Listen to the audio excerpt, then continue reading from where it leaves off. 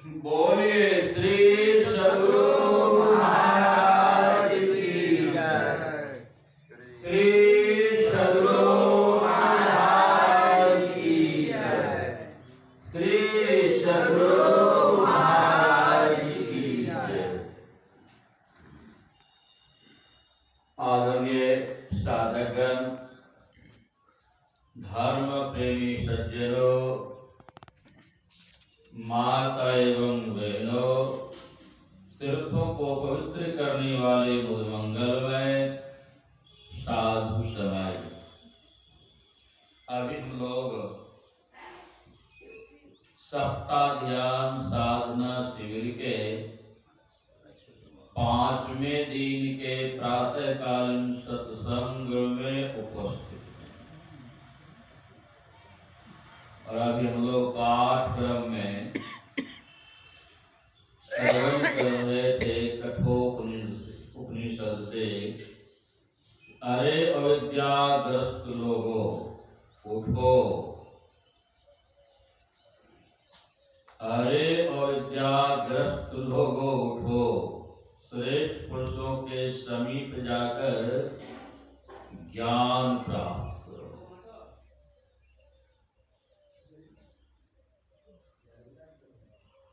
अविद्या से ग्रस्त लोग किसको कहते हैं? अज्ञानियों को जगने के लिए ऋषि कहते हैं। कि क्या हम लोग सोए हुए हैं? अभी सब के सब जगे, फिर भी कहा जा रहा है अरे अविद्याग्रस्त लोगों जगो, श्रेष्ठ पुरुषों के समीप जाकर ज्ञान प्राप्त करो। अज्ञानता से हम आप ग्रसित हैं, इसीलिए कठोपनिषद के ऋषि कहते हैं अरे अविद्याग्रस्त लोगों उठो, श्रेष्ठ पुरुषों के समीप जाकर ज्ञान प्राप्त करो। तो जो अविद्या से ग्रसित नहीं है, ब्रह्मज्ञानी पुरुष है, ऐसे ब्रह्मज्ञानी पुरुष के समीप जाकर हम आप जब ज्ञान प्राप्त करेंगे, उनके अनुकूल हम भी चलेंगे, तभी अज्ञानता से ऊपर उठ सकेंगे। इसी बात को राधा स्वामी के शब्द हम लोग सुन रहे थे, क्या सोवे जग में नींद भरी, उठ जागो जल्दी भोर भई, भोर भई, पंथी सब उठ के राह लई, तू मंजिल अपना बिसर। सद्गुरु की खोज करो प्यारी,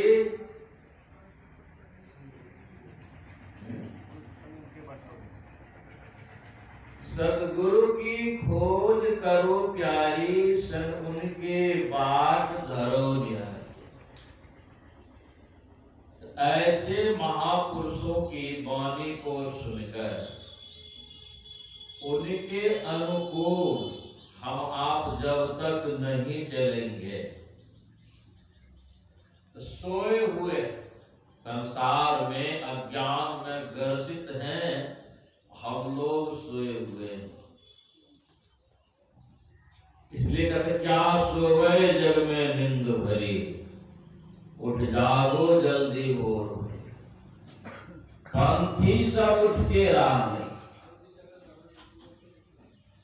पंथी कहते हैं जो राह पकड़ के चल रहे हैं, राही हैं, उसी को कहते पंथी सब उठ के राह लई, तू मंजिल अपना बिसर। जिन्होंने इस ज्ञान को प्राप्त कर साधना के मार्ग पर चल रहा है, ऐसे लोगों के लिए कहा पंथी सब उठ के राह लई, तू मंजिल अपना बिसर गई। अपने मंजिल को हम आप भूले हुए हैं, बिछड़े हुए हैं, इसीलिए अज्ञान में पड़े हुए हैं, अंधकार में पड़े हुए हैं और दुख भोग रहे हैं। चाहिए सबको सुख, हो रहा है सबको दुख। क्यों? अंधकार में पड़े हुए हैं। गुरु महाराज जी के पद में सुन रहे थे, क्या सोए? गफलत के मारे जाग जाग मन मेरे।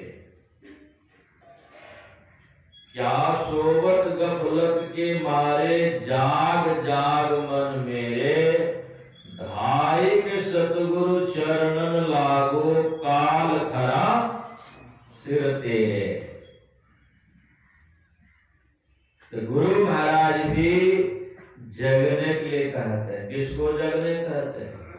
देखो, तो गुरु महाराज जाग जाग मन मेरे, धाई के सतगुरु चरणन लागो। दौड़ करके सतगुरु के चरण में लग जाओ। क्यों? तो तुम्हारे सिर पर काल खड़ा है। धाई के सतगुरु चरणन लागो काल खरा सिर तेरे। क्या सोवत गफलत के मारे जाग जाग मन मेरे। जब तक हम आप सदगुरु के शरण में लगकर उनके बताए मार्ग पर नहीं चलेंगे, हमारे पीछे काल भी खड़ा है। वो कब दबोच लेगा, लेके चला जाएगा, ठिकाना नहीं है। तो क्या करना चाहिए? तो दौड़ करके गुरु महाराज जी संकेत करके दौड़ करके सदगुरु के शरण में लग जाओ। लेकिन हम लोग अंठाए हुए, अच्छा आए हुए न ले दीक्षा चौथा पन देखा ले। चौथे पद का इंतजार लोग बहुत करते हैं। अभी तो बहुत काम धंधा है, पढ़ने लिखने का समय है, इधर से सब तरफ से निवृत्त हो जाए तब दीक्षा। अररिया से पूरी में मंडल जी उठे मार्केटिंग के सुपरवाइजर, बढ़िया खाने पीने का पार्टी था। उसकी पत्नी सत्संगी हो गए, महीना में एक बार सत्संग करवाती दरवाजे। और वो पार्टी खाने वाला समझी पहलियो साहब दोनों एक रोज बैठे। संजोग ऐसा बना उसी दोनों को निशाना करके हम पाठ किए सुबह वाला सत्संग। वैष्णव तो हो गया। कहते थे चलिए अभी मास्टर संस्कृति जी महाराज स्वस्थ रहे, दीक्षा ले लीजिए। कहा वो आखिरी में रिटायर है तो पूरा काम धंधा करे, रिटायर जब रिटायर करे तो अब दीक्षा। आखिर संस्कृति जी महाराज कभी शरीर छूट गया, दीक्षा तो लिया। अभी डायबिटीज से ग्रसित है, अब चलने फिरने में दिक्कत है, पैरों में दर्द करता है, अब बैठ के ढंग कर सकेगा। तो उधर से रिटायर करेंगे तो इधर ज्वाइनिंग करेंगे, संभव है? इधर से भी रिटायर हो जाइएगा ना। संसार के काम धंधा से शरीर रिटायर कर जाएगा। क्या ये सब तो रिटायर खाली रिंग बचा है? अताव के आप ध्यान करें तो संभव होगा? शरीर काम नहीं करेगा, जोर जोर में दर्द करेगा, आंख से सुझेगा नहीं, कान से सुनाई नहीं पड़ेगा, ताव कहेगा दीक्षा दिला दीजिए। ये संभव है? जैसे विद्या प्राप्त करना हो तो शुरू से लोग करते हैं, धन कमाना हो जवानी में, बाल बच्चा करना हो तो जवानी में, भक्ति करना बुढ़ाई में। ये सब इस सिद्धांत के विरुद्ध है। तो जहाँ सिद्धांत के विरुद्ध हम आप चलेंगे तब कहेंगे आगे बढ़ जाएंगे साधना में। संभव है? वो आए थे शांतानंद स्वामी, पैदल चल करके एक स्टेशन पर रुकते थे और 42 दिन तक एक के लिए सत्संग करते थे। वो 16-17 साल की उम्र से लेकर के मात्र 35 साल की उम्र तक के लोगों को दीक्षा देते। 35 के पार वाले को दीक्षा देवे नहीं कर, तुमसे नहीं हो, तुमसे होने वाला नहीं है, उसको दीक्षा नहीं देते। हम लोगों के यहाँ तो है सब रिटायर करेंगे तो दीक्षा लेंगे, काम चलेगा। बुढ़ापे में भी भजन कर सकता है कौन? जो अभ्यस्त हो गया शुरू से पूरा अभ्यास कर लिया है, वो बुढ़ापे में लेते लेते ही भजन कर लेता है, उसको परेशानी नहीं है। जिसको अभ्यस्त नहीं है, अभ्यास नहीं कर पाया है शुरू में, अब बुढ़ापे में कहेगा कि हम भी दीक्षा लेके सुतले सुतले ध्यान कर लेंगे, संभव नहीं है। संसार के काम धंधों को करते हुए अज्ञानी बन के परे हैं, निगुरा बन के परे हैं, तो समझिए अंधकार में परे सोए हुए। इसीलिए कहा, अरे अविद्याग्रस्त लोगों उठो, जागो, श्रेष्ठ पुरुषों के समीप जाकर ज्ञान प्राप्त करो। ये काम करने के लिए शरीर भी स्वस्थ चाहिए। स्वस्थ मन में, स्वस्थ शरीर में सुमरन भजन करने में अच्छा लगता है। लेकिन लोग प्राय भगवान को सुमरते कब? विपत्ति काल। जब विपत्ति पड़ता है, बहुत कष्ट में पड़े हुए हैं, तब सुमरन करता है। ऐसे लोगों की बाबा कबीर ने कहा, दुख में सुमरन सब करे, सुख में करे, दुख में सुमरन सब करे, सुख में करे न को, जो कोई सुख में सुमरन करे दुख काहे को। सुखी हालत में यदि सुमरन करते हैं तो दुख होगा ही नहीं। अभी ऐसा सुख में सुमरन नहीं करते हैं,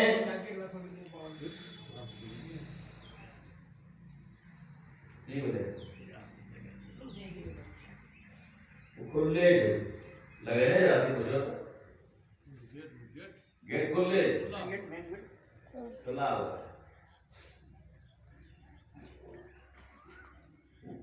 सुख में सुमरन ना किया, सुख दुख में किया याद, कहे कबीरता दास को कौन सुने फरियाद। आदि सुख में सुमरन आप नहीं करते हैं, दुख में याद करेंगे। बाबा कबीर कहते तुम्हारा फरियाद कौन सुनेगा? तब फरियाद सुनने वाला ही नहीं है। तो बड़ी सुंदर अवसर मिला है ऐसे उत्तम शरीर को पाकर। मुख्य काम इस शरीर से है परमात्मा के भक्ति करके उनकी प्राप्ति कर।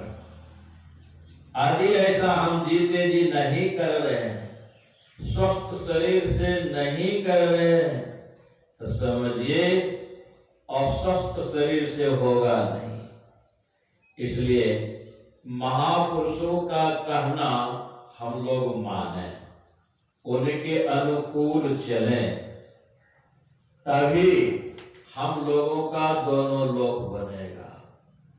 आदि महापुरुषों के आदेशानुकूल नहीं चलते हैं, उनके आदेश का पालन नहीं करते, उनके आज्ञा में नहीं अपने को रखते हैं, आवागमन के चक्र में पड़े रहेंगे और दुख भोगते रहेंगे। तो बार बार महापुरुष हम भक्तों को चेताते हैं, जगने के लिए कहते हैं। दरिया जागे ब्रह्म दिशा, सो जागा प्रमाण, जागे में है जागना, जागा करिए सोए। जागा कौन है? जो जगले में जगा हुआ है, जिसकी वृत्ति ब्रह्म दिशा की ओर हो गई है। सदैया साहब कहते वही जगा हुआ है। संसार बटोरने में लगे हुए हैं, इधर से जगे तो हैं लेकिन मोह दिशा में सोए हुए, अज्ञानता में सोए हुए हैं।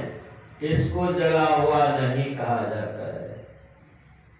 तो जगना दो तरह से होता है। एक तो रात में सोए थे, ब्रह्मवेला में जगे हैं, इसको भी जगना कहते हैं। लेकिन संसार में लिप्त हम आपका मन है, तो जगे हुए नहीं है। मोह दिशा में हम आप सोए हुए हैं।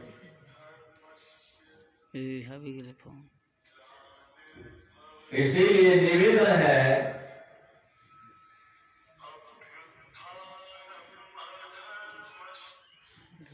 महापुरुष जगने कहते। जब तक हम लोग जग करके भजन नहीं करेंगे, आवागमन का चक्र नहीं छूटेगा। इसीलिए महापुरुषों के कथनानुकूल हम लोग अपने को चलावे। यह लो परलो दोनों हम लोगों का मंगलमय होगा। अब ऐसा नहीं कर पा रहे हैं, चक्र में पड़े रहेंगे। इसी से छूटने के लिए ध्यानाभ्यास करना अत्यंत आवश्यक है। तो जगने की बड़ी जरूरत है। तो जब भी ज्ञान हो जाए तो गुरु से युक्ति जानकर हम लोग सुमरन भजन करें, ईमानदारी के कमाई से जीवन यापन करें। और जहां तक बन पड़े नियमित सुमरन भजन करते हैं, तो एक जन्म में आवागमन का चक्र हम लोगों का छूटेगा और हम लोग सदा के लिए सुखी हो जाएंगे। तो ऐसा अवसर बार बार मिलता नहीं है। यह जो अवसर हम आपको मिला है सुमरन भजन करने का, ये उत्तम शरीर मनुष्य का मिला है। इसीलिए मनुष्य शरीर के अलावे ये काम और शरीर से होने वाला नहीं है। तो मनुष्य शरीर में हम आप आए हैं, तो जीवन कितना कम है। मान लीजिए 100 वर्ष गाते हैं, 100 वर्ष आयु हम लोगों का है, तो 100 में 20-25 वर्ष तक तो खाते खेलते पढ़ते लिखते बीत गया। इधर फिर संसार में फंस गए तो संसार को बटोरने में लग जाते हैं। आधा तो सोने में बीत जाता है। तो समय बहुत कम हम आपके पास है। अब फिर इसी में कितनी लालसाएं हम आपके अंदर है कि जमीन लेना है, घर मकान बनाना है, शादी विवाह करना है, इतनी बातें मन में घर कर गया है। लेकिन जब माँ के गर्भ में हम आप उल्टे थे, इस कोटा बात मन में था क्या? एक भी बात तभी मन में नहीं था। सिर्फ यही प्रार्थना सबों ने किया है, हे प्रभु ये अंधकूप से बाहर कर दीजिए, मैं आपका भजन करूं। प्रभु अंधकूप से बाहर कर दीजिए, आपका भजन करूंगा। यही प्रार्थना करके हम आप संसार से आए। तभी न पति था, न पत्नी था, न बाप था, न बेटा था, कोई था क्या? एक परमात्मा से उस कठिन परिस्थिति में हम आप प्रार्थना किए हैं कौल करार को सुनकर, प्रार्थना सुनकर के परमात्मा माँ के गर्भ से बाहर कर दिया, अंदर कूप से बाहर कर दिया। जैसे संसार में हम आप आ गए, संसार का हवा लगा, वैसे कहने लगे कहां कहां कौल करार नहीं किए हैं। तो मां के गर्भ से बाहर आते ही हम आपका मन बेईमान हो गया, परमात्मा से कहते हुए कौल करार नहीं किया। तो नतीजा क्या होगा? जब परमात्मा को ही ठगेंगे तो नतीजा बड़ा खराब होगा।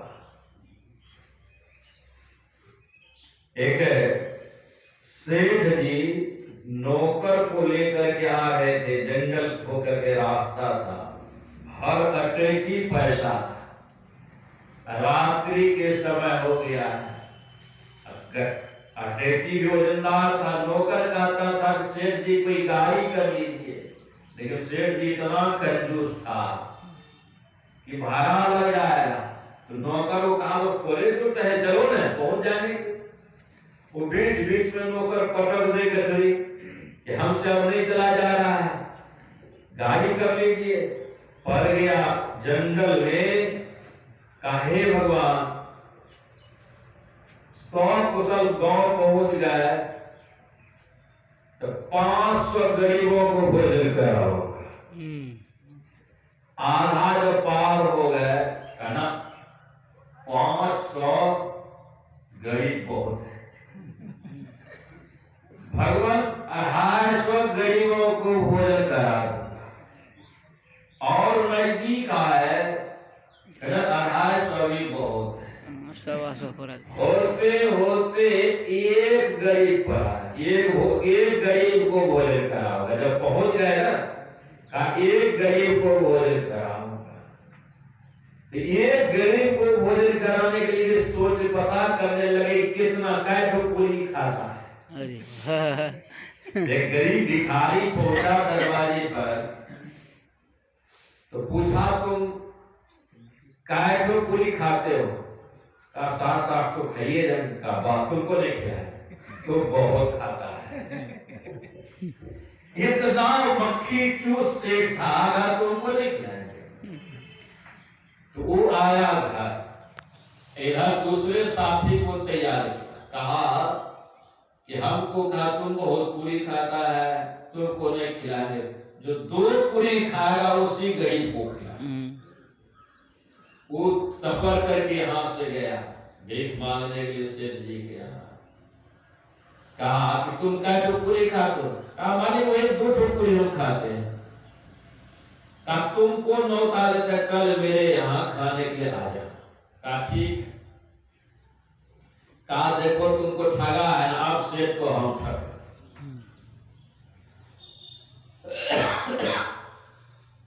गया कब? जितना समय में बुलाया था उस समय को टाल करके गया। अरे बाप रे बाप रे, तो ये वो नहीं किया है, हमारा दुकान छूट जाएगा तो उधर भी घाटा लगेगा। चला गया दुकान, पत्नी को कह दिया कि भिखमंगा आ जाए, 2 पूरी उसको खिला देना। जब सेठ जी चले गए, जानकर उसका समय बिता करके ही गए। अब नौकर से ही मिला हुआ था, उसका जो सेठ का नौकर था उससे मिला हुआ था। खाने बैठे, कहा बस 2 पूरी खिला दीजिए। 2 पूरी खाया। कहा मालकिन आपके ससुर जी थे तो बहुत विदाई करके दान दक्षिणा देते थे, भोजन के बाद 1000 रुपया देते। आप 1000 रुपया का उसको विदाई कीजिए उसको, उसके बाद का परिवार बच्चा के लिए भी दे दीजिए। और अनाज दे दिया, खूब बढ़िया से चूना लगा दिया, सेठ जी को चला। जब आया तो कहा ऐसे ऐसे कहा ये तो चूना लगा के चला गया, वो लाठी लेके चला आया। 2 भाई था बिल्कुल, देखा सेठ जी लाठी का आया है तो बड़का बाबा करो हम ले जाते हैं, अब तुम यही पर रो ना। तो कहेगा क्या हुआ? कहना कि क्या खिलाए मेरे भाई को, अरे वाह। आपके हाथ खा जाके मर गया मेरा भाई, आप तो आपके ऊपर केस करें। हाँ सेठ जी को दिया धमका, लड़का रो रहा था, फिर कलाई रो रहा है, कहा मेरा भाई मर गया, क्या खिलाए थे कंकर पत्थर मेरे भाई को खिला दे, मेरा भाई तो मर गया, अब थाना जाएंगे। कहे तुम थाना मत भाई, 5,000 टका लो, 7 रुपए करना, थाना मत जाओ।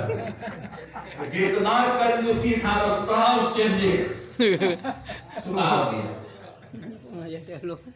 तो भगवान को भी ठगता है, ऐसे सब संसार में लोग हैं, तो भगवान को ठगने से काम चलेगा। एक भिखारी भैया सुना लगा दिया, ठगो कितना ठगते हो कि भगवान अब 500 गरीब नहीं, अब 250, 250, 100 ओम की बुरे सब पूरी जो खाए उसी को खिलाए। ऐसा भी कई कंजूस होता है, ये किस दूसरों पूरी खाने वाले को खिलाए। तो भगवान को ठगने वाला, भगवान को धोखा देने वाले का कल्याण होगा। तो भगवान ने को हम जीव सकते हैं, कहा नहीं कॉल करार किए, तो वो इंतजार करता है, वहां जाएगा कहा, फिर तुमको वहीं भेजेंगे माँ के घर में, फिर वहां पता चलेगा 9-10 महीना तक छटपटाते रहोगे।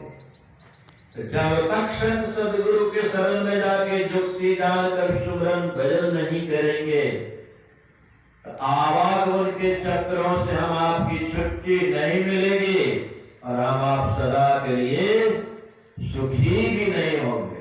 इसलिए सदा का सुखी होना चाहते हैं तो गुरु से जुक्ति जानकर उनके बताए अनुकूल सुमरन भजन करें, ताकि एक न एक जन्म में हम आपकी आवागमन से छुट जाएंगे और सदा के लिए सुखी हो जाएंगे। बोले